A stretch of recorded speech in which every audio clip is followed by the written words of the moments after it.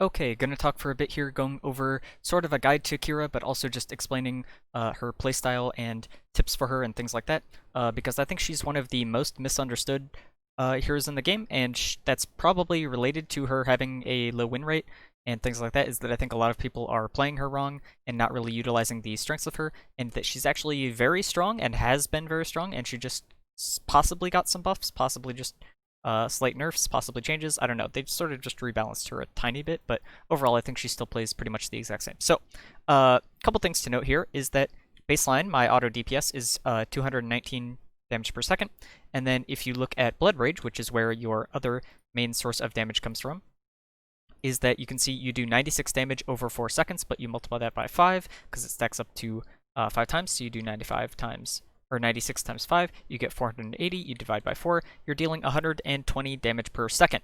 Now, this is basically Lunara Poison, except it's better than Lunara Poison, because at level 20, Lunara Poison baseline does 79 damage per second. Now, with talents at level 16, she can increase that by 1.6 to slow targets. So, from level 1, you are doing Lunara's level 16 Poison DPS. And then at level 20, she gets another 40% bonus on top of that, which is additive with the other one. So you just do 79 times 2, and so you do slightly more DPS with Lunara at level 20 with 3 stacks on a permanently slowed target. But that poison only lasts 3 seconds before you have to reapply it. This lasts 4 seconds baseline, or with this talent, it lasts 6 seconds. So, what does this mean? It means on Lunara, if you attack a target that already has poison applied to it, you're only dealing that 79 times 3 increase in damage to them total. You're adding 237 damage on top of your baseline auto attack damage when you do that, up to the 3 stacks. But Qhira, for example, if I auto attack a target and I'm refreshing that and I'm refreshing that bleed that's at 5 stacks, and I'm refreshing it at say 3.9 seconds or whatever, I'm refreshing that full 4 seconds of bleed at the 5 stacks. So we do 96 times 5. I get 480 damage from that attack, on top of my baseline auto attack damage, because I've refreshed that bleed.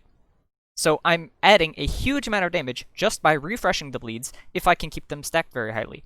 Now, if we look at Finishing Touch, for example, you add 20% basic attack damage, you add another 20%, then you add 35% attack speed.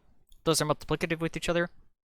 So we can do 219 times 1.4, because we'll just assume they're below 50% HP, because why not? And then we do that times 1.35, and so you get that, you minus 219. So this talent is roughly doubling your auto attack DPS.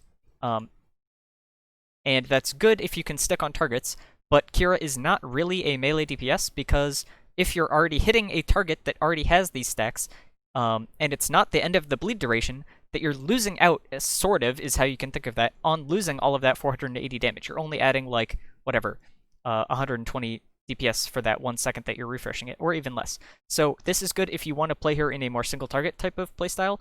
This is sort of more viable in the solo lane, but realistically not really. She doesn't have any baseline slow in her kit. Important to note is I see a lot of people use grappling hook as an engage tool. This is definitely a huge mistake, and the reason is you always want to pretty much pair grappling hook with your E. Grappling hook is a longer cooldown, and you can see this does very little damage. Even at level 20, this does, whatever, like 300 something damage to a person. That is a grand total of 2 bleed ticks. So, instead, what you would want to do is, if you are, I'm just going to toggle cooldowns to make this easier, is that Qhira can either work as a solo laner or a 4-man hero. I think she works better as a 4-man hero because, as we'll see, your whole playstyle is built around spreading bleeds. You do more DPS than Lunara with your bleeds. You are melee form Lunara. Your goal is to spread bleeds. Your bleeds are your damage. Your dots are your damage, not your autos or anything else, or your spells or abilities, really. Okay, so as long as you have E and trait off cooldown, Qhira is effectively invincible and permanently safe from any gank and can always escape. She is a much more extreme form of Genji in terms of safety, and that is because of the combination of being able to trait while in your sweep. So if I do this and I trait to a terrain, I will immediately cancel my E and immediately travel to the terrain. You can do this even while traveling away from the terrain. I have some clips I've shown on that, so that you can grapple and extremely long distance, even on the same target. I can, for example, grapple this way. I could, for example, grapple down here and go this way. And I could, for example, grapple over here and go this way. And you can see that even on this one same target, I can pretty much grapple to nearly anywhere I want. There the grapple hit the target dummy, so it's a little bit hard to aim sometimes. Where, for example, you can go, but for the most part, you can pretty much always escape to safety, and it's extremely hard to gank you if you are playing aware of your cooldowns and where the nearby walls are and where the enemies are and things like that, that you would avoid hitting them with your trait. You are effectively invincible, and meanwhile, you're self-ancestraling every 8 seconds and putting out higher DPS to more targets for a longer duration than Lunara's bleeding, or Lunara's poison. And you have a stun and a burst damage, ult, and execute damage. So yeah, she's pretty good, pretty overtuned. She has a pretty high health bar, amount of health, and you also get a permanent 30 armor, or you can go evasion at level 4, but this is really not that useful. Slows are redundant in a team. You generally have other teammates that are able to give you slows and things like that, and because you want to be multiplying all of the health that you're getting from your huge amount of healing that you're getting because you have more bleeds spread to more people for a higher uptime more often, I recommend armor most of the time. It's generally good. Evasion's good too. Okay, so the other level 1 here, let's just reset my talents really quick, is maximum effort. If I damage the same enemy hero, I get 200 damage and another redundant slow. If I take this level 13 talent, your Q is a 3-second cooldown, so I can do 237 damage every 3 seconds, which is 79 DPS, which is the same as Lunara poison. Even if you're somehow hitting like multiple people in that close of melee-ish range around a target, which isn't really reliable, you're also self-rooting yourself for a really long time. I can't heal during the duration that I'm queuing.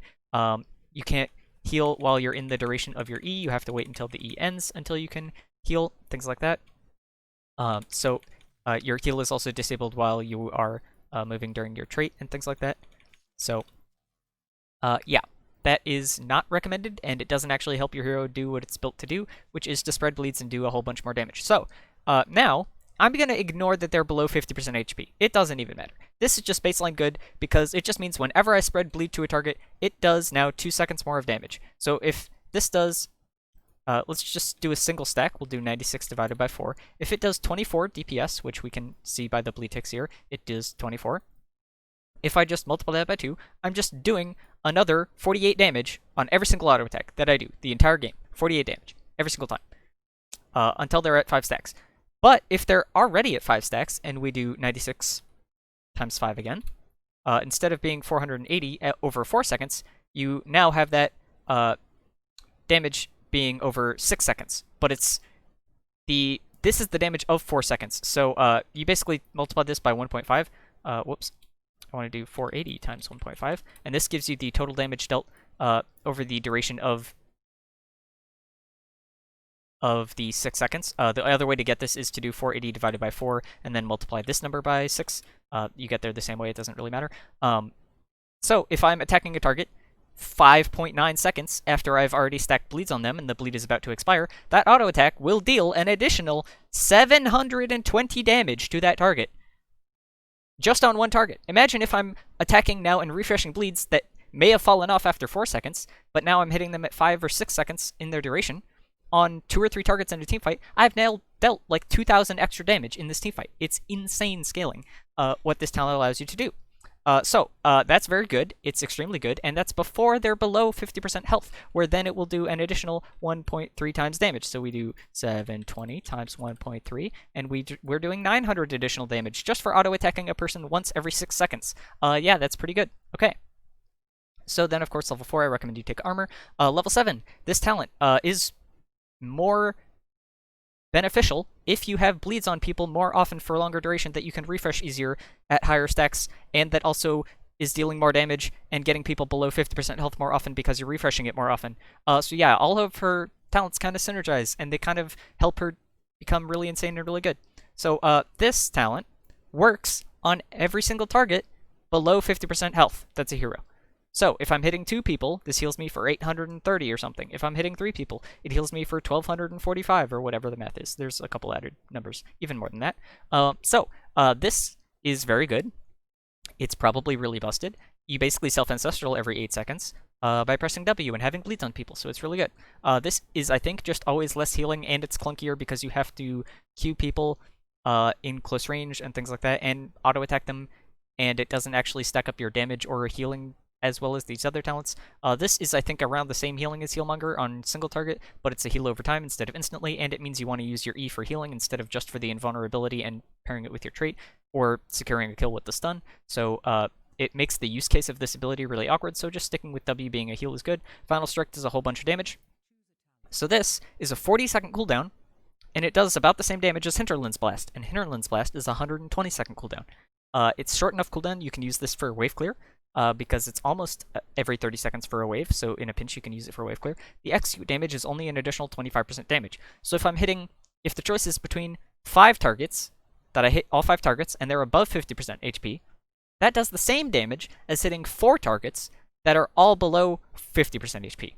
So the additional damage on the execute is not very much. Just hitting more targets is always better. So if you're at the start of a team fight and everybody's 100% HP and you just shoot an ult down a corridor and you hit 3 or 4 or 5 people, you got like 90% of the damage out of this ability. You probably did more damage than if you would have saving it for an execute. So use this at the start of fights instead of for the execute is much better, usually. Whenever you see people clumped, or it's just another ranged thing, your Q is primarily a tool to refresh bleeds. So what that means is you stack up bleeds or whatever, you start fights by auto and then Q, and then during the course of the fight, if I'm over here and that guy's losing his bleeds or whatever, I can Q and refresh those bleeds from range. So that's pretty much the purpose of Q. I have cooldowns off obviously right now, but that's the purpose of Q. This is possibly better at 20 now, but it's pretty small startup, and it does stack bleeds higher, but you would rather be auto-attacking and healing and using your E and things like that, so this is actually kind of a trap.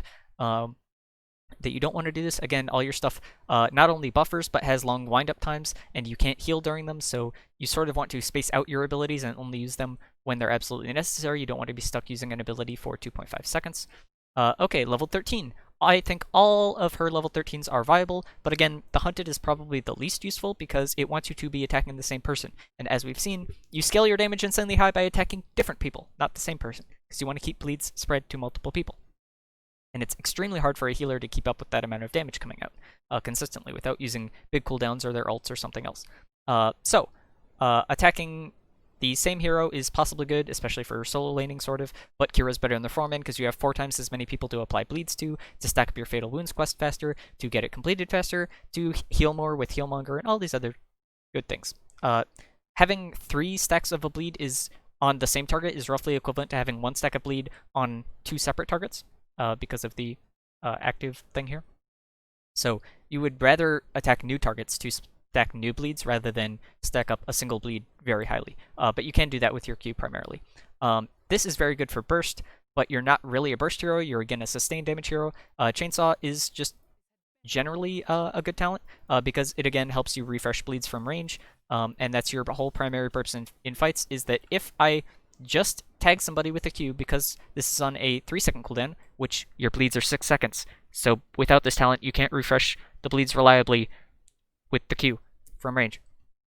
If I refresh bleeds on somebody and they're above 50% HP, I'm dealing now 700 additional damage because I tagged that Q on that person because it was up 3 seconds sooner.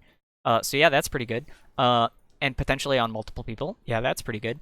It also stacks bleeds very highly on multiple people, which is already what we want to be doing because of these other 2 talents. So this talent, it's decent for burst, but Chainsaw is probably the best overall generally, and probably the most useful, and you should probably go at 99% of games or something. Level 16, I think this talent is maybe viable. They just buffed it.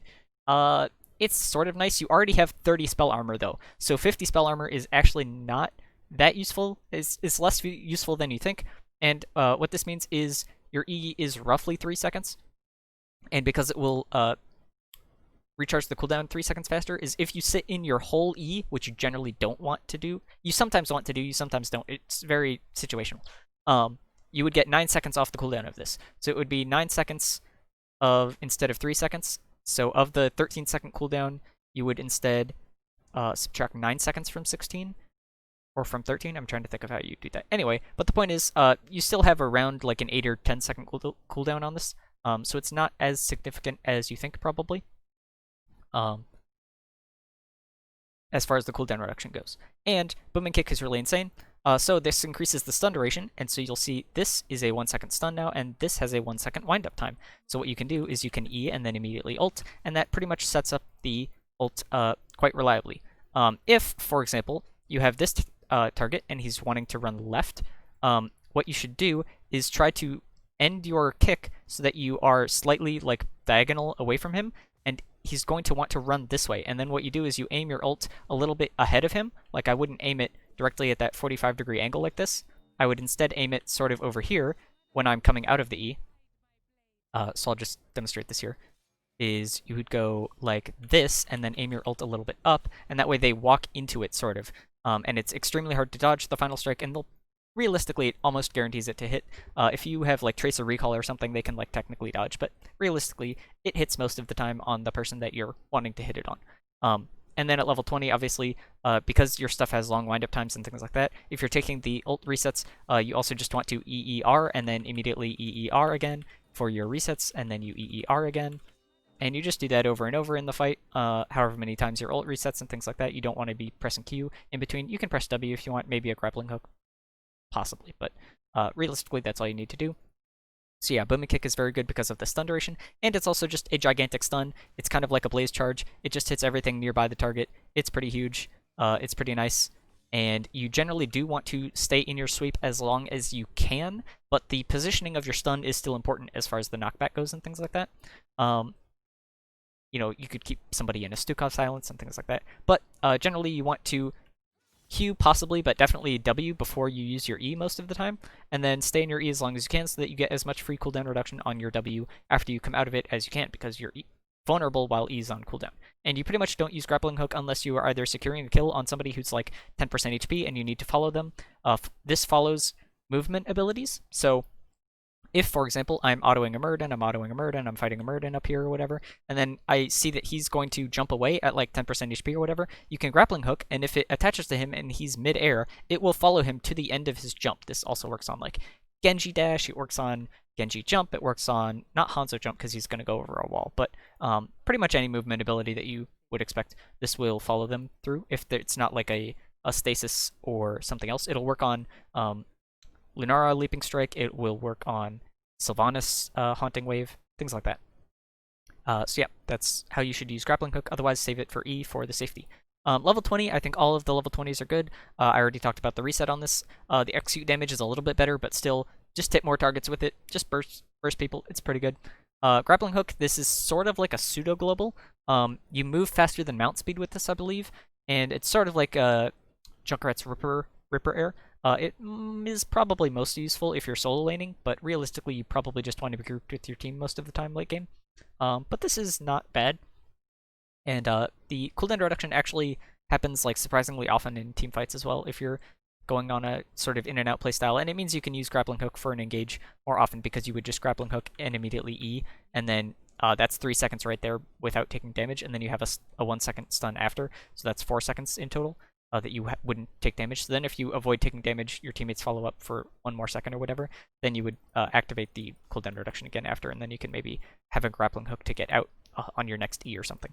But generally, I think the most common and best like general use case choice, consistent option is no Sanctuary. So the reveal is nice. The movement speed is very nice. It allows you to stick on targets. And refresh bleeds easier. It allows you to get better positioning for your E and your ult and your grapples and things like that, and your Q. It's just nice. It helps mobility. It's always good. It's better for escaping, better for chasing. Always good. And you deal 20% increased damage when people are below 50% HP, so that's also pretty nice. But yeah, that's the general playstyle of Qhira. Always have your E and trait off cooldown and have a plan to use them to escape to safety. Otherwise, your playstyle is largely around autoing people, stacking up the armor, applying bleeds to as many targets as you can, and keeping bleeds refreshed, using your W as a big burst heal because it's a giant self-ancestral thing on an 8-second cooldown, and then use E to either escape to safety in combination with your trait, use R when people are clumped and you can hit people, or if you need to hit targets for an execute, you can use it in a pinch case for applying bleeds from range, same as your Q. You mostly want to use it for the range on bleeds. You don't actually need to use it for the close range hits as often as you would think, although that's obviously nice. And yeah, you pretty much just play sort of like Lunara. You just want to refresh bleeds. You're just playing to pressure the healer and do sustained damage and healing in fights. You're not really hard committing. You're just sort of playing safe until you want to fully commit with your E and your ult, most likely, in a team fight when you can see that the fight is going favorably or unfavorably with your E, and you can escape. That's pretty much the playstyle of Qhira. That's how you get the most value out of her. You get huge value in sustained fights. You can actually 1v1 many heroes. You can pretty much 1v1 like even the Volskaya mech and things like that, just because you do so much damage and actually have the self-healing and the 30 armor. It makes you very, very, very tanky. You're doing a very high amount of damage. You're actually kind of better in 1v2 and 1v3s than you are in 1v1s because you'll be getting more healing from having more people to apply bleeds to and things like that. It's more you're also better at fighting multiple targets because it means you're more likely to be able to land your E because it's like they'll sort of body block each other. It's harder for them to dodge. Kiting people through corridors. So if I'm like fighting in here and I'm fighting in this open area, landing an E will be pretty hard. But if I walk this way and then E behind me, that when they're like clumped in this area, that's much easier to land an E.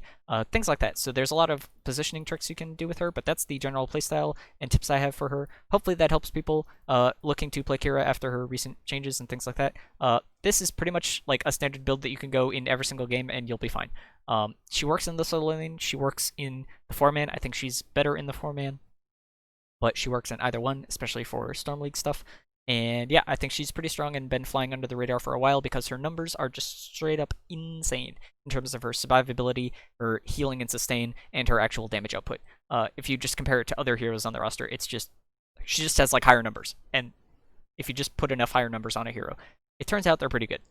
So there you go. That's all I got. Hope that helps.